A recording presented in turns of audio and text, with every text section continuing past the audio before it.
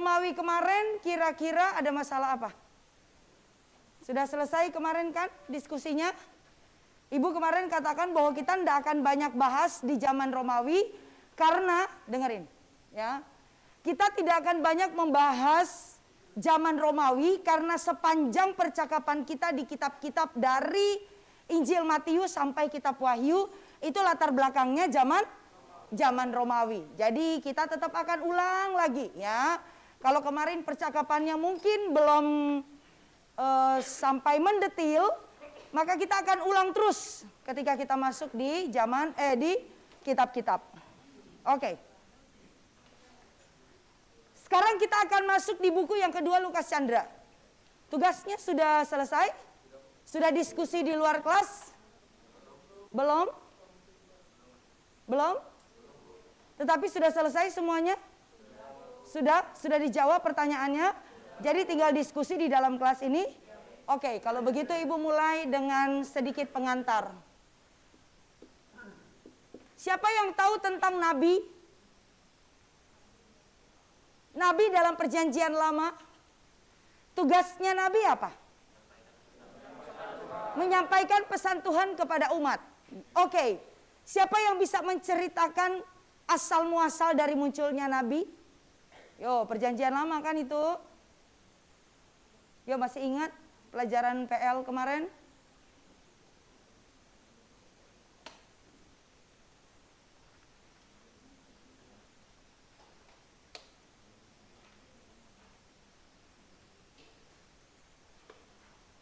Masih ingat? Ayo nak, kamu sebutkan satu nabi dalam perjanjian lama. Hah? Nabi? Hah? Elia, oke. Amos? Elisa? Hah? Samuel? Elizabeth? Hah? Yesaya? Yeremia? Musa? Daniel? Oke, ya. Lanjut. Yeskel? Yesaya? Nathan? Nabi Nuh dan istrinya. Ya, oke.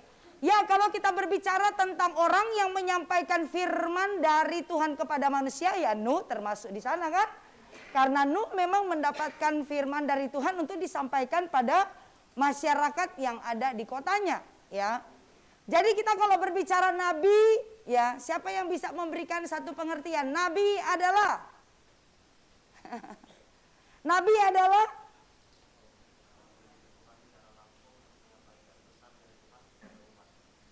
orang yang menyampaikan pesan dari Tuhan kepada umat. Oke. Kira-kira kalau di agama lain ada enggak? Hah? Hah? Maksudnya ada yang ketahuan? Tapi ada ya. Mereka juga beranggapan bahwa ada orang yang memiliki peran untuk menyampaikan pesan dari Allah kepada manusia. Oke, kalau di dunia Yunani ada yang siapa tahu Hermes. Ini bukan tas ya. Hermes. Hermes ini adalah dewa yang dipercayai menyampaikan pesan dari dewa Zeus kepada manusia. Makanya nanti kalian kalau belajar hermeneutik, nah itu dia dari sini nih. Dari Hermes ya. Karena kan hermeneutik itu kan dari bahasa Yunani dan dari konsep Yunani. Ini dia dewa Hermes inilah yang menjadi perantara antara Allah dengan manusia.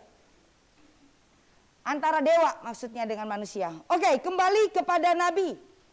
Kan kalau kita lihat ada 3 peran utama yang sangat menonjol dalam perjanjian lama. Nabi, imam, terus Nabi, imam, Nabi, imam, dan raja. Oke, 3-tiganya ini ada pada Yesus kan. Nabi, imam, dan raja. Oke, kita mulai dengan Nabi. Kalau di Taman Eden, Adam bisa langsung bercakap-cakap dengan Allah, ya. Tapi kemudian terus bergulirnya waktu, Allah mempergunakan seseorang yang dipercaya untuk menyampaikan pesannya, ya, untuk memberikan pesannya kepada umatnya. Nah, kalau kalian masih ingat ketika kalian belajar masa sebelum monarki, ya, masa sebelum monarki itu masa apa? Oke, masa, iya betul. Teokrasi ke monarki.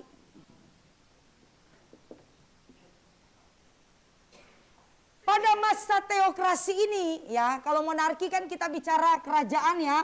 Ketika orang Israel sudah memiliki seorang raja. Kalau teokrasi ini, ya, masa hakim-hakim ke belakang, ya. Itu masa teokrasi.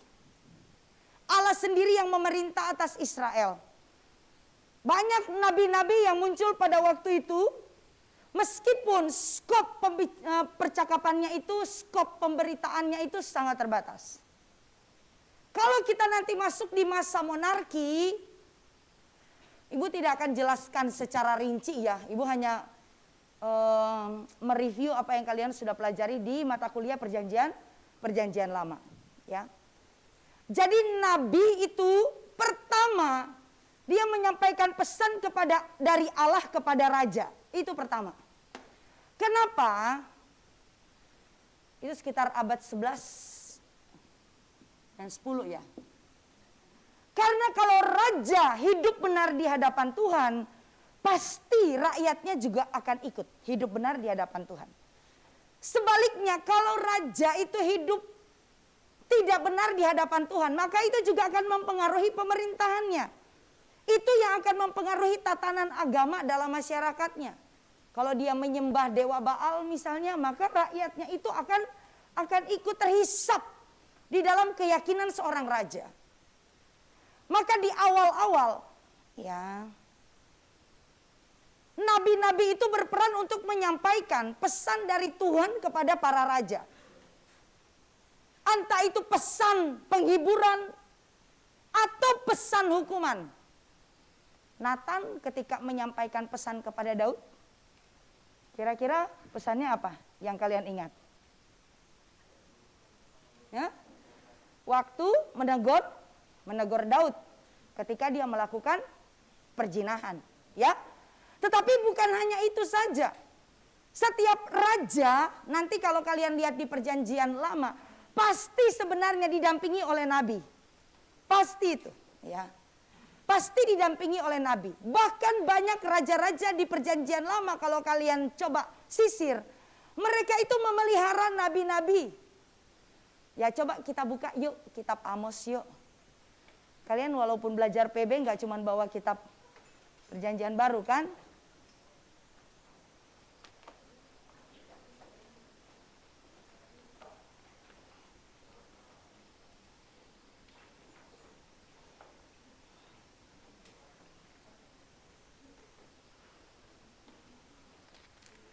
Amos.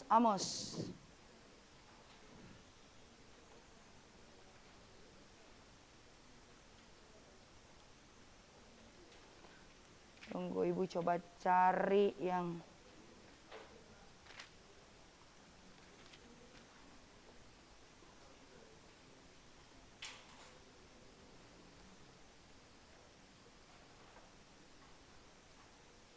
karena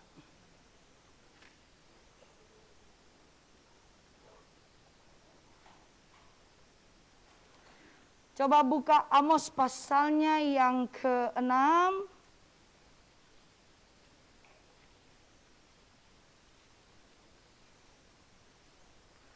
Ayat 10 sampai ayatnya yang ke-13.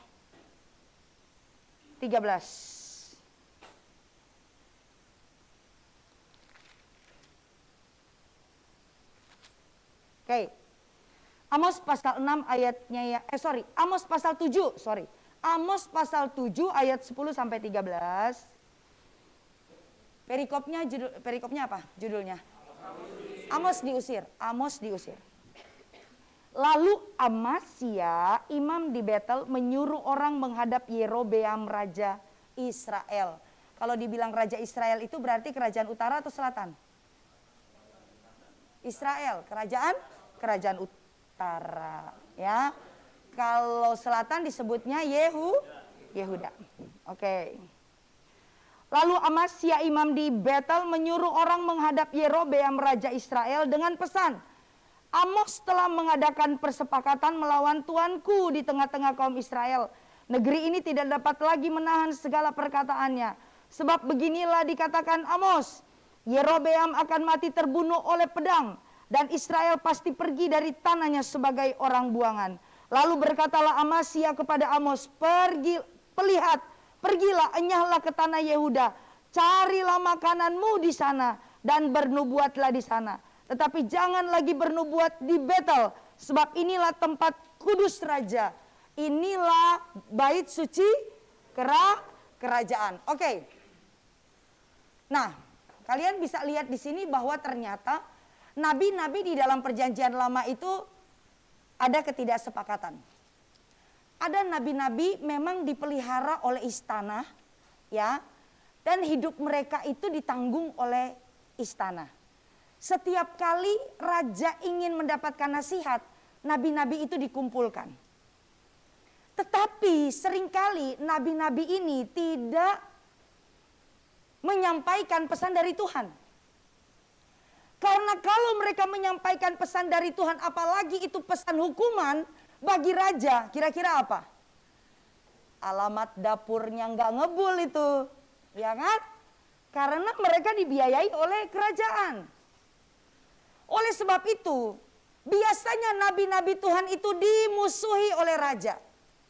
Apalagi kalau nabi-nabi yang sering kali berbicara tentang hukuman. Yo, siapa yang masih ingat nabi siapa yang dimusuhi raja? Pada masanya Ahab. Nabi Elia. Aduh, dia paling dimusuhi. Sampai nabi-nabi pada waktu itu berkata, jangan minta pendapat dia. Dia mah selalu hukuman aja tuh yang ada di pikirannya. Memang begitulah pesan dari Tuhan. Karena kebobrokannya raja. Oke, jadi kalau kita masuk di masa monarki, di awalnya para nabi itu memberikan pesan kepada raja. Supaya raja itu hidup benar di hadapan Tuhan. Raja itu pemimpin. Raja itulah yang bisa mempengaruhi rakyatnya. Apakah mereka itu akan menyembah Baal atau mereka akan menyembah Allah. Maka ibu berulang-ulang katakan dalam kelas ini, 1 dan 2 raja-raja itu ditulis dari kacamata seorang nabi. Maka riwayat hidup dari seorang nabi itu selalu diawali dengan statement pembuka, raja ini hidup benar di mata Tuhan. Raja ini melakukan hal yang jahat di mata Tuhan. Itu aja 2. Jadi keberhasilan pemerintahan seorang raja ditentukan oleh apakah hubungannya dengan Allah baik. Ya. Ketidakberhasilan seorang raja itu adalah ketika dia menyembah berhala. Maka bencana demi bencana itu pasti akan mengikuti ketidaksetiaan seorang raja. Gitu, ya. Oke, itu yang terjadi. Dan ternyata nabi-nabi ini bisa saling bersaing satu dengan yang lain. Ayo, apa yang kalian baca di sini? Imam, nabi yang ada di kerajaan utara itu bersatu untuk mengusir Amos. Oi Amos, pulang kamu ke Yehuda, cari makanmu di... Ayo, artinya untuk bernubuat pun bisa ada kepentingan pribadi. Bisa, ya. Orang bisa tidak mendengarkan suara Tuhan, bisa mengabaikan pesan Tuhan demi kepentingan perutnya. Wah, itu bahaya banget bagi kita. Ya, kalau kita hanya menyampaikan pesan Tuhan ya yang enak didengar oleh orang. Oke? Itu tuh mesti dilatih terus integritas kita setiap kali, ya. Apalagi kalau dekat dengan pemerintah, aduh, ya. Di Papua gimana? Nah? Sama. Nggak jelas, berarti kamu pulang dong. Ya. Supaya kamu bisa membuat jelas. Ya gitu. Bupati juga di sana punya pendoa-pendoa kan? Punya. Ya, di sana pemimpin-pemimpin itu punya pendoa. Jadi kalau pemimpinnya itu misalnya mau melakukan sesuatu, nanya, panggil pendoa-pendoanya. Seperti itu. Udah maju Pak, tapi belum tentu itu dari Tuhan. Nah, nabi-nabi dalam perjanjian lama juga begitu. Mereka menyampaikan pesan dari Tuhan seakan-akan pesan dari Tuhan. Tetapi sebenarnya enggak. Ayo coba buka Yeremia. Yeremia pasal 23. Ya, ingatkan ibu ya, Meika, kamu ingatkan ibu 15 menit lagi ibu berhenti. Jangan sampai kebablasan ngomong di sini. Yeremia pasalnya yang ke-23. Semoga ibu nggak salah buka. Semoga. Yeremia 23.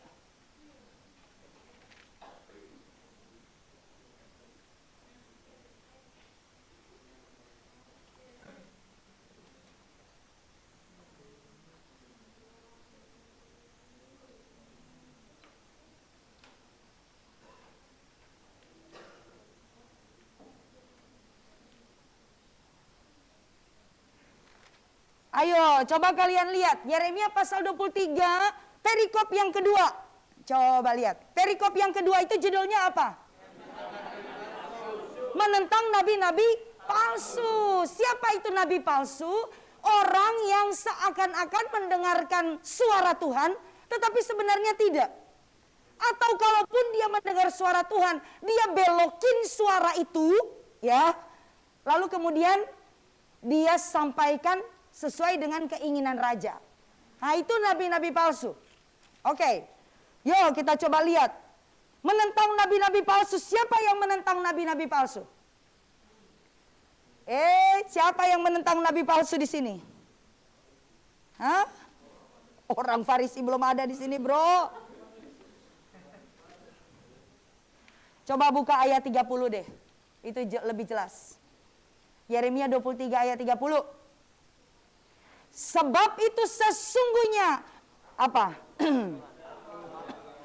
Aku akan menjadi lawan para nabi. Demikianlah firman Tuhan yang mencuri firmanku masing-masing dari temannya. Aduh, ya, nabi itu memang bisa dikatakan ya, itu ladang basah, itu istilah pendeta.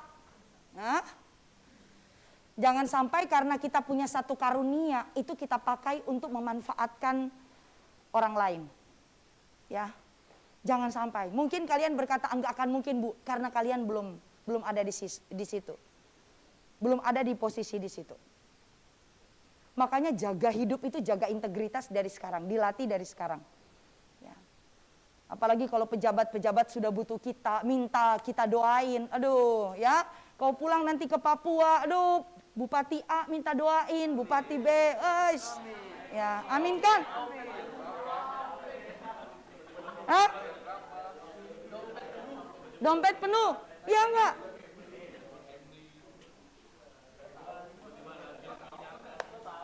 Oke, ya. Oke, sekarang kalian bisa bercanda itu, tetapi nanti ketika kamu ada di posisi situ, ya. Kalau integritasmu kamu tidak bangun dari sekarang, gampang banget kok. Gampang banget. Tadi kita baca di Amos bilang apa? Ya, udah kau cari makanlah di sana, jangan cari makan di sini. Jadi, bernubuat itu adalah urusan perut. Bernubuat itu bisa jadi jalan masuk untuk memperkaya diri sendiri, ya. Makanya Tuhan marah, aku sendiri yang akan bangkit melawan mereka. Wong aku tidak berfirman kok tiba-tiba dia kasih tahu begitu. Oke, ya itu nabi. Ya, selebihnya kalian kan sudah baca di perjanjian lama, sudah belajar juga. Tetapi begini, kalau kalian melihat mulai kemudian abad ke-8, abad ke-7, polanya mulai berubah. Ini di masa monarki ini. Allah bukan hanya sekedar berfirman kepada nabi untuk disampaikan kepada raja. Tetapi sudah mulai kepada rakyat. Kenapa? Ketidakadilan itu dilakukan oleh masyarakat. Ya kan? Makanya kalau lihat kan Nabi Amos itu, kitab Amos itu kan kitab yang memperlihatkan ketidakadilan toh? Coba, masih bukan enggak kitab Amos? Oh, kita udah pindah ke Yeremia ya. Coba buka lagi. Amos.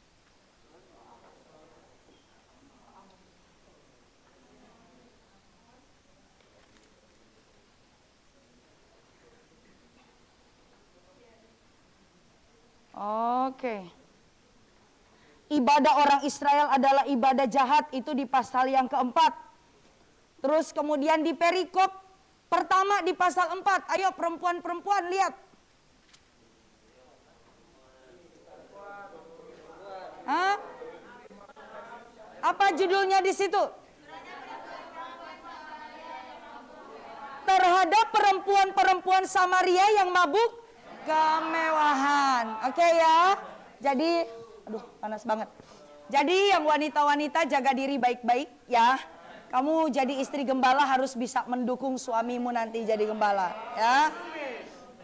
Tapi ibu sama kakak kelas ibu selalu bilang begini, kamu kalau cari pasangan kamu harus cari pasangan baik-baik. Kamu harus cari istri itu yang betul-betul hidupnya itu untuk pelayanan, bukan untuk dirinya sendiri. Ibu sampai bilang kalau dia cuma mikirin diri sendiri, percayalah kamu bisa jual gereja untuk beliin dia lipstik. Betul, itu mungkin lebay. Tapi kamu harus ingat itu baik-baik. Oke? Lebay ya, beli lipstik berapa sih? Tapi kamu bisa loh melakukan itu. Demi menyenangkan dia. Oke, di sini Amos pasal 4 dikatakan, dengarlah firman ini, hai lembu-lembu basan yang ada di gunung Samaria, yang memeras orang lemah, yang menginjak orang miskin, dan seterusnya. Halo, kalian pikir ini siapa? Lembu-lembu basan ini menunjuk kepada perempuan-perempuan dulu yang gemuk-gemuk. Ya, jadi lembu-lembu basan itu, nanti kalian coba googling. Jadi basan itu adalah tempat peternakan. Jadi di sana itu tempat peternakan lembu. Ya, dan lembu di sana tuh gede-gede. Nah, itu ingin menunjukkan perempuan-perempuan di sana tuh gemuk-gemuk semuanya. Kerjaannya apa? Pesta orang. Ya, dari mana uangnya? Merekalah yang merayu suami-suaminya untuk melakukan kejahatan, memeras rakyat melakukan ketidakadilan. Oke? Ya, tapi yang suami juga kenapa mau? Ya. Artinya otoritas, Kemakan cantik. Makanya jangan terpesona dengan kecantikan seseorang. Ya. Oke. Makanya yang wanita-wanita, hatimu harus lebih cantik dari wajahmu. Kamu, betul. Ya.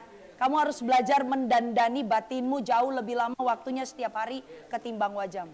Itu aja. Oke, ini dari Nabi kemana-mana. Udah sampai di mana ibu jelasinnya? Ya, jadi di abad 8, 7, 6. Nah itu polanya berubah. Bukan hanya kepada raja saja Allah berfirman, tapi juga kepada rakyat. Karena yang kuat menekan yang lemah. Itu terjadi ketidakadilan. Bayangkan ya, miliknya para janda yatim piatu itu bisa diambil oleh orang-orang berpunya. Ya karena terlibat hutang lah dan seterusnya. Oke, nah itu yang terjadi. Maka peran Nabi itu sangat besar dalam perjalanan kehidupan orang Israel. Ya, kenapa? Karena mereka lah yang menjadi perantara. Ya, pesan dari Tuhan itu melalui mereka. Nah, Nabi dalam perjanjian lama, kalau itu Nabi Tuhan, dia punya pesan, tidak pernah meleset 0,01 inci sekalipun. Tidak pernah ada nubuat yang diralat. Kecuali itu Tuhan yang mengubah. Masih ingat dengan Hizkia? Pada waktu Hizkia, Nabi siapa yang datang? Yesaya? Yesaya ya? Yesaya yang datang ya? Yesaya kasih tahu, udah kamu bikin perpisahan aja sama keluargamu. Karena apa? Ya udah waktumu sudah tiba. Pulang ke rumah Bapak. Gitu ya. Waduh, nangis waktu itu Raja Hizkia. Nggak mau. Gitu ya. Nggak mau. Dia menghadap dinding lalu kemudian dia nangis. Ya. Tuhan ternyata luluh dengan tangisan Hizkia. Lalu kemudian siapa? Yesaya itu baru di pelataran istana, Tuhan suruh balik. Dan katakan bahwa dia punya usia ditambah berapa tahun? Tapi ternyata itu 15 tahun suram dalam hidupnya kan? Iya enggak? Betul enggak? Karena ketika justru dia ditambah usianya, bukan dia lebih berkualitas kerohaniannya. Malah di masa akhir-akhir hidupnya, dia tunjukkan itu perabot-perabot bait suci kepada tentara-tentara Babel yang datang. Tuhan bilang apa? Justru karena kamu tunjukkan itu, semua yang kamu tunjukkan pada orang Babel, itu semua yang akan diangkut ke Babel. Terus dia bilang apa? Ya baik banget kamu punya nubuat gitu kan. Yesaya, tapi dalam hati yang penting di masa pemerintahanku gua aman. Coba bayang. Itu Hizkia. Oke ya. Nah jadi memang nabi itu di masa perjanjian lama, mereka punya nubuat itu nggak bisa berubah. Itu nabi dari Tuhan. Nggak ada diralat. Nggak ada nabi yang meralat. Kecuali itu nabi palsu. Maka syarat untuk menjadi seorang nabi yang berdiri antara Tuhan dan umatnya itu, yang pertama pasti dia hidup dalam kekudusan. Nggak mungkin seorang nabi itu dia nggak hidup dalam kekudusan lalu dia berani menegur kejahatannya masyarakat. Pasti nggak mungkin. Maka seorang nabi itu pasti hidup di dalam kekudusan. Yang kedua, dia memiliki kepekaan. Dia bukan hanya hidup dalam kekudusan, tapi hubungannya dengan Tuhan itu pasti sangat dekat. Sehingga dia itu bisa peka. Ini betul-betul suara Tuhan atau tidak? Oke, itu nabi. Ya, kalau zaman sekarang, nabi bernubuat, tapi ternyata kemudian bisa direvisi. Iya kan? Ayo. Ya makanya mesti diuji segala sesuatu. Ibu cerita dikit ya. Ini pengalaman yang kebodohan yang ibu cerita supaya nggak terulang di kalian. Pernah satu kali di atas ini ya, tahun 2000-an kalau nggak salah. Ada tim dari luar negeri datang, katanya nabi. Ya. Ya kan? Tapi dia berkhotbah dan memang ada beberapa yang jadi kenyataan gitu. Kami dilatih untuk saling menubuatkan satu dengan yang lain.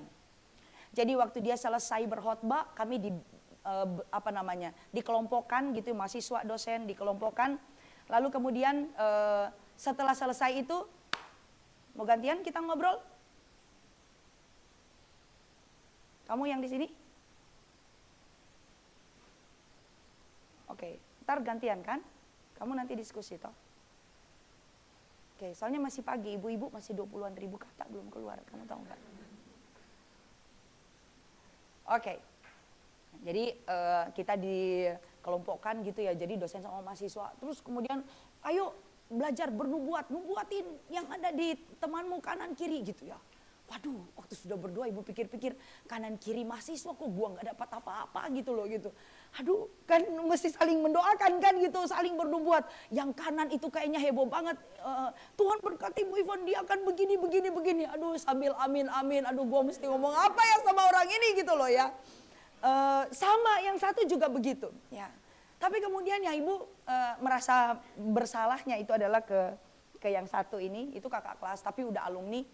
Ya, waktu sudah sampai di dia atau enggak, ibu doain, kamu akan begini gitu ya.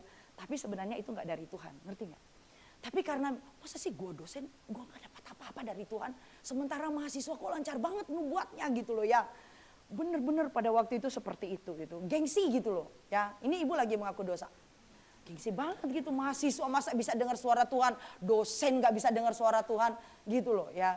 Akhirnya sudah selesai dia peluk, makasih ya ibu ya, aduh dalam hati Tuhan kok aku bersalah ya gitu. Ya udah, singkat cerita beberapa tahun kemudian ada satu alumni datang ke sini mau ambil ijazah. Waktu lagi ngobrol-ngobrol, dia bilang, dia sebut nama yang pernah ibu doain. Oh oke, ada di mana dia sekarang? Ada, ibu minta nomor teleponnya kan. Udah saatnya terus terang gitu dalam hati. Duh ini udah lama banget, kita kalau nyimpan sesuatu nggak kelar tuh kayak ganjel, bener enggak? Aduh gimana, terus akhirnya ya, ibu coba SMS waktu itu deh, belum ada WA kalau nggak salah ya. Ternyata dia tinggalnya betul-betul agak sulit dengan jaringan, jadi mesti datang ke gunung gitu untuk ya udah janjian lah akhirnya. Terus tengah malam, biasanya alumni itu kalau telepon tengah malam. Terus dia telepon, ibu apa kabar? Gitu, basa-basi. Terus ibu bilang dia, kamu tahu nggak anak, waktu dulu ibu pernah doain kamu waktu ada itu pendeta dari luar negeri. Iya bu, makasih bu. Aduh ya, padahal mau mengaku dosa, kenapa dia udah mengaku, udah bilang makasih. Akhirnya ibu bilang gini, nah kalau kamu amini apa yang ibu ngomong waktu itu, jadilah sesuai dengan iman. Gitu. Tapi ibu bilang, tapi ibu minta maaf, ibu tidak mendengarkan apa-apa waktu itu. Itu ngomong itu sambil menahan malu, bener. Ya, dia diem di sana, ibu pikir cilaka 12 ini. Ya. Dia akan membuat Mosi tidak percaya kepada dosen toh. Ya, gila gue dibohongin dosen ternyata selama beberapa tahun. Dia nggak tahu saya hidup dalam tidak damai sejahtera gara-gara mikirin itu. Dia diam di sana, aduh ibu nunggu Tuhan, dia mau ngomong apa gitu. Ya akhirnya dia bilang, Bu, ibu ingat nggak waktu saya nubuatin ibu? Ingat, Bu, kalau ibu imani apa ya?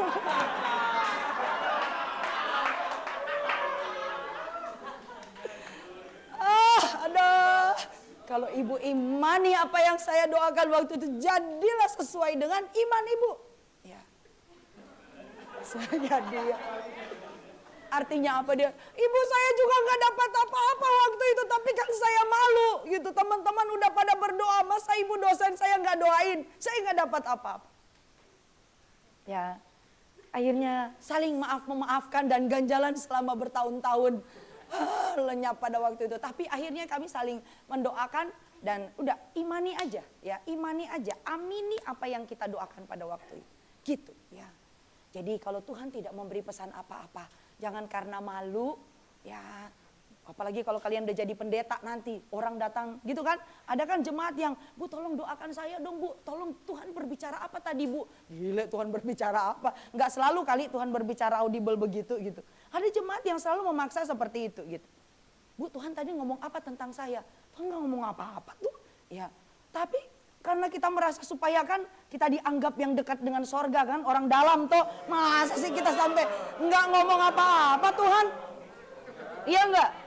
Masa orang dalam sampai Tuhan gak ngomong apa-apa sama orang dalam? Gini, ibu tadi Tuhan ngomong seperti ini, padahal enggak.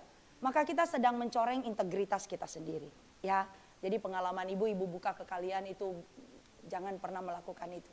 Ya, jangan pernah melakukan itu. Oke, jadi nabi di dalam perjanjian lama itu enggak pernah meleset nubuatnya. Itu nabi yang benar ya, nabi yang sejati. Kenapa? Karena mereka betul-betul hidup terkoneksi dengan Allah. Itu nabi. Udah habis waktu ibu nak. Udah habis. Di nabi ya, imam sedikit lagi ya. Oke, imam. Nah, kalau imam kan berarti kita harus balik ke masa ketika orang Israel itu keluar dari Mesir. Dari Mesir. Ya, kitab imamat. Imamat. Ya. Apa sih itu imam? Imam itu adalah orang yang menjadi perantara antara umat dengan Tuhan dalam hal mempersembahkan korban. Jadi kebalik. Kalau nabi dari Allah ke manusia. Kalau imam dari manusia ke Allah, ya kan? Jadi persembahan korban dari umat itu dipersembahkan kepada Tuhan. Tapi kalau nabi, Tuhan yang berfirman disampaikan kepada manusia. Nah, itu bedanya. Itu bedanya, ya. Itu bedanya. Nabi bisa ada di mana-mana, tapi kalau imam biasanya dia dekat dengan bait suci.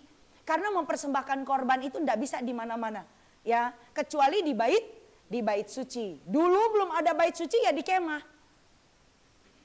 Makanya ketika orang Israel dibuang ke pembuangan, mereka tidak bisa mempersembahkan korban. Ya, kenapa? Di pembuangan mereka tidak punya bait suci.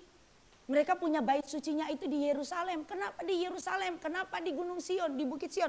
Karena itu adalah lambang kehadiran Allah di sana. Meskipun orang Samaria kan membuat bait suci tandingan gitu kan. Tetapi bagi orang Israel kerajaan selatan ya udah di Yerusalem aja. Di tempat-tempat lain itu yang namanya sinagog. Sinagog itu ya mereka belajar Taurat di sana. Ya, itu menjadi tempat pelatihan juga. Belajar di sana, anak-anaknya belajar. Ya.